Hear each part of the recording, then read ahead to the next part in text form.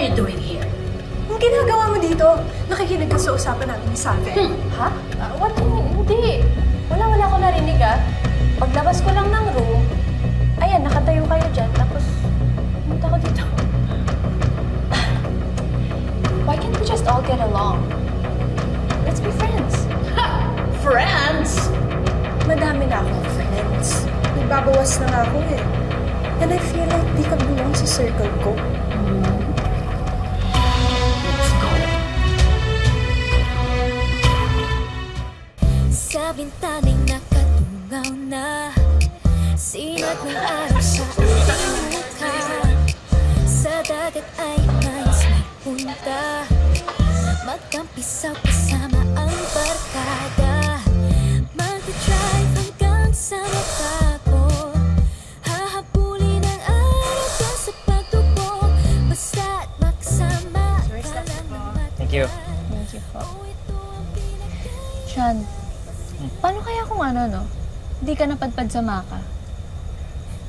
Ikaw pa rin kaya yung kilala kong Kengkoy?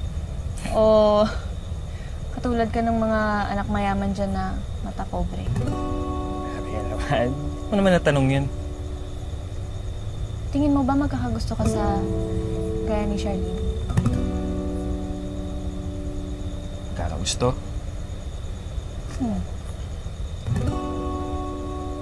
Siguro.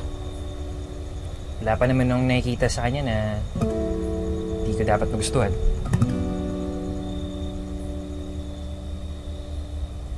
Dahil ba pareho kayo ng estado sa buhay? Tinitingnan kung mayaman na mahirap yung tao.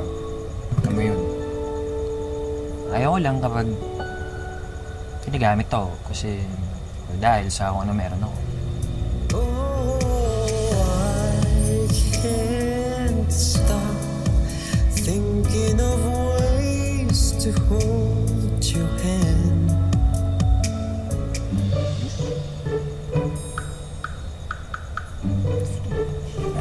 Thank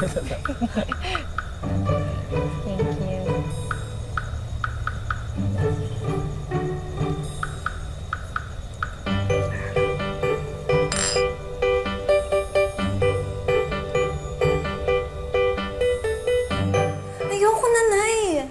Usapan natin si Sean lang yung titiisin ko dito.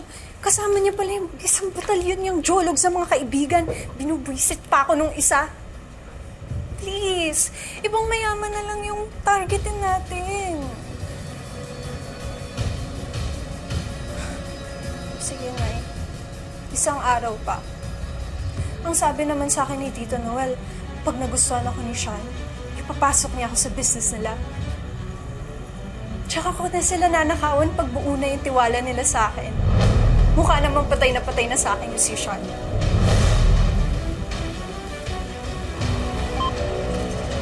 Shanti? This time, narinig ko ng lahat. Ginagamit mo lang si Sean at yung tatay niya. Inaabuso mo yung kabaitan nila. Kabaitan? More like pagkauto-uto! At huwag kang magsalita na parang ako lang yung manggagamit dito. Lahat kayong mga hampas-lupa niyang mga kaibigan, mga linta! Ano nagsasabi mo dyan? Ano nangyayari dito? Sean, narinig ko si Charlene. Ginagamit ka lang niya para makuha yung loob ng tatay mo. Para makapasok siya sa negosyo niyo. Ano? Sean, pag nangyari yun, peperahan ka lang niya. Pera lang ang habol niya sa'yo, Sean. Sean, alam ko kung bakit ako sinisiraan ni Shanti. Kasi may gusto siya sa'yo. Ha? At alam niya kung paano tayo guguluhin. Alam niya yung trauma mo about sa kidnapping sa'yo before nung bata ka, di ba? At nagalit ka sa mga taong pera lang yung habol sa'yo. Kaya yun yung ginagamit yung bala against me now. Shanti, pinakasamahan ko kayo ng maayos. Lalo na ikaw. Bakit mo ko binabaliktad? Aminin mo na, Shanti. Ikaw yung totoong mahirap, kaya ikaw yung may habol sa yaman ni Sean. Hoy, hindi totoo yan. Manggagamit ka na nga. Sinungaling ka pa. Sinungaling? Hindi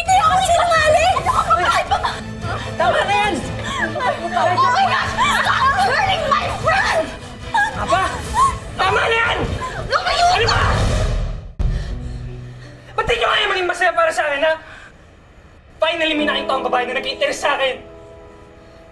Sean, akala ko mag-best friend tayo.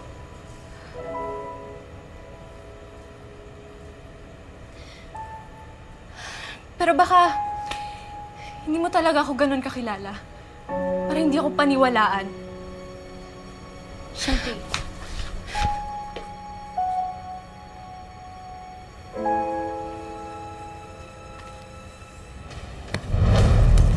Ana! Ikaw ang tama na. Okay ka lang?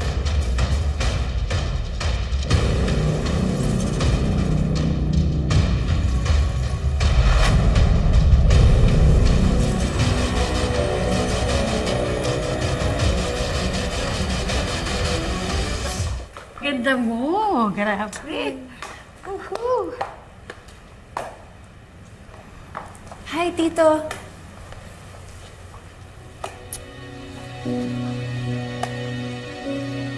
As promised, super okay po kami ni Sean. Sobrang magkasundo po kami. Lalo na siguro pag kami na yung nag-handle ng family business at pinagkatiwalaan niyo na po ako ng posisyon sa company. Wala kang lugar sa business ko. Wala ka ring lugar sa pamilya ko. What do you mean po, Tito?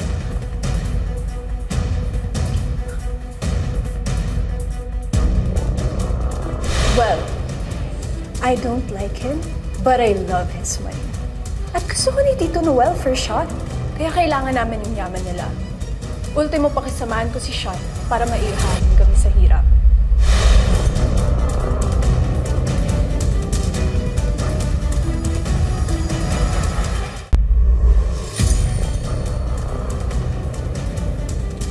Habang may natitir pa akong pasensya, you get out of my property. Now! Hindi totoo ba yan? Kung nagawa sa akin to. Mayaman ka lang kaya madaming lumalapit sa'yo. Diyan ka nagkakamali. Iya. Hindi lahat ng tao katulad mo. Minahal si Sean ng mga kaibigan niya kahit hindi nila alam na mayaman siya. Now, leave.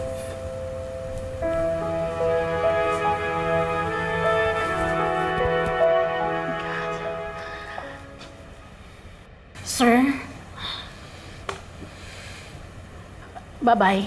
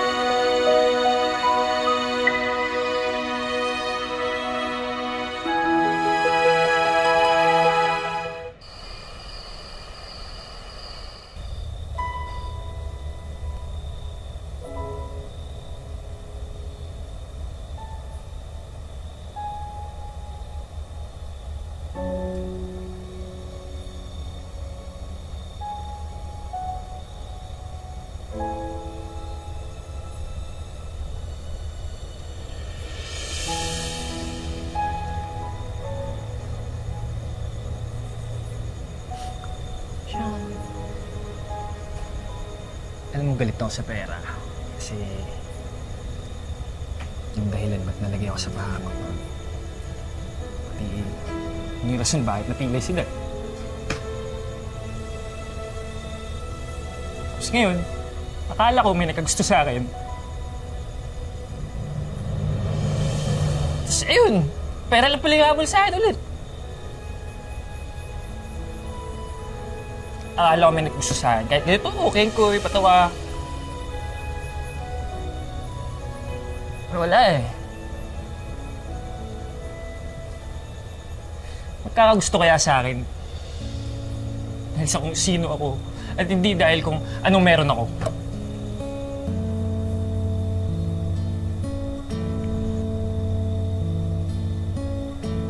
Ako, Why does my heart beat like a drum? gusto na kita. Kahit nung nakakatawa ka lang. Bilang kaibigan. Bilang kaibigan.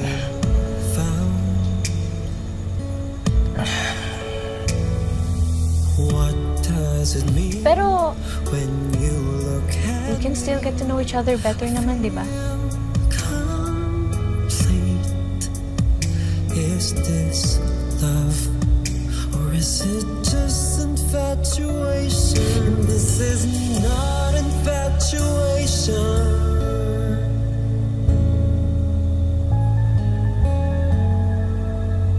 Or is it just infatuation? Ano ba nangyayari? Bakit hindi pa rin tayo umalis?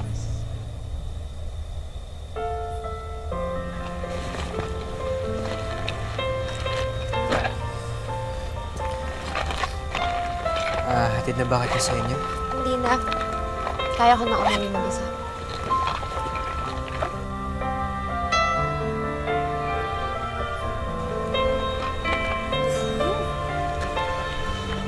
Oh, basta. Ayos bro ah. Hey! Oh, nangyari? Asa yung partner mo?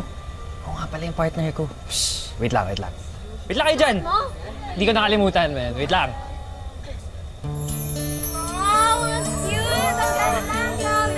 Okay. Ayan yung partner ko, pare. Sobrang bagay. Bagay kayo. Bagay. Pero mamaya natin pag-usapan pagkatapos ng posisyon, okay? Okay ba? Ready na? Yes. Tara. Wait! Why does my heart beat like a drum?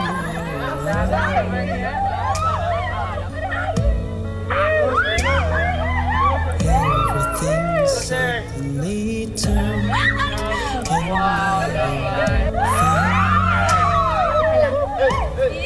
Na-fall na sila sa isda. Minsan, mas madali talagang magtago sa maskara. Sa tawa, sa yabang, sa kulit kasama ang barkada. Kahit panandalian lang, nakakalimot tayo sa bigat ng pinagdaraanan. Pero darating ang oras na kailangan nating bitawan ang pagpapanggap at buong tapang na harapin ang mga pagsubok sa buhay. Kasama ang mga kaibigang nakakakita at tumatanggap sa totoong tayo.